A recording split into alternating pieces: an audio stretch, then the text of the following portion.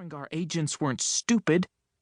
They wouldn't do something like this unless they were certain they had the upper hand. I didn't know much about them, but I was sure about that much. I flinched, every muscle locking solid, as a tall figure stepped forward from our group. Then I couldn't help but look right at him.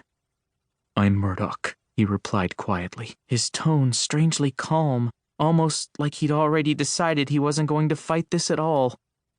Even his expression, with his head slightly bowed and his gaze fixed vacantly ahead, was all wrong. I'd never seen him make that face before. I'd never seen him look defeated.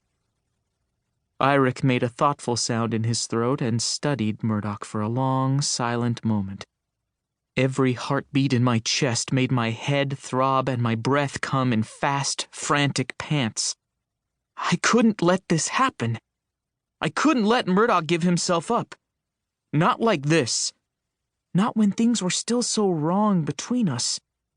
I didn't want to forgive him for being involved with my father's death. Whatever role he'd played in that, I didn't want to let it go. Not yet. But I didn't want him to die either. "Very well," Eirik murmured, flicking a look at the rest of us before nodding back toward his tent.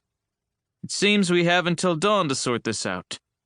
All of you, come with me." What? Until dawn? That was it? How long was that? A few hours? My heart gave a painful, wrenching thud in the back of my throat. I took off right behind Eirik and Murdoch, following them back through the compound quickly and quietly. The eyes of every dragonrider standing on either side of the row of tents and campfires followed us the entire way. It took everything I had not to glare back at them. Not out of anger, though. This didn't have anything to do with them. It was frustration, I guess. Humiliation that we were back in the same position once again. I hated this, being cornered by those soulless murderers over and over, running like scared rabbits from one place to the next. We couldn't keep doing this. It had to stop. One by one, our entire group filed back into Eirik's private tent and stood around his desk, solemn-faced and completely silent. Isandri, Phoebe, Murdoch, and I waited while Eirik went to go retrieve Ray from one of the partitioned rooms where he'd been resting. Boy, was he in for a rude awakening. The tension hung thick and heavy over us, and no one dared to speak. I couldn't even bring myself to look any of them in the eye. Not when my face was still flushed with anger, and my heart was pounding like a war drum in my ears. Ray was still fastening his sword belt around his hips as he shambled in behind Eirik, groggy-eyed and scowling with all his red hair mussed up. He limped a little with every other step, as though his injuries were still causing him pain. Based on what I'd seen earlier when I helped him change bandages, I knew Ray was still in no shape to fight.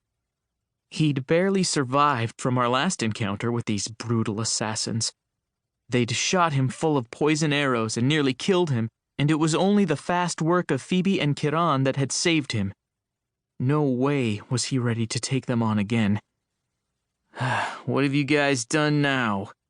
We haven't even been here 3 hours yet," Ray grumbled as he rubbed at his face. He muttered elven curses under his breath as he staggered over to stand next to me. Thankfully, I wasn't the one who had to break the bad news to him. "Seems some of that trouble you mentioned before has already followed you here in the form of a company of assassins camping outside my gate." Eirik's wooden chair creaked as he sat down and placed the black parchment letter from the Ulfringar on his desk in front of him. He sat and stared at it for a few agonizing, quiet seconds. Then, at last, he looked up at us and sighed. It's barely 4 hours until sunrise.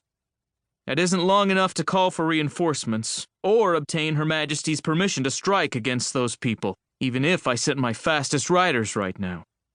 But you are a Prince of Maldobar, Ray. Technically, your word is all I need. Assassins or not, I've got dragons enough to scorch them to soot, if that's what you want me to do.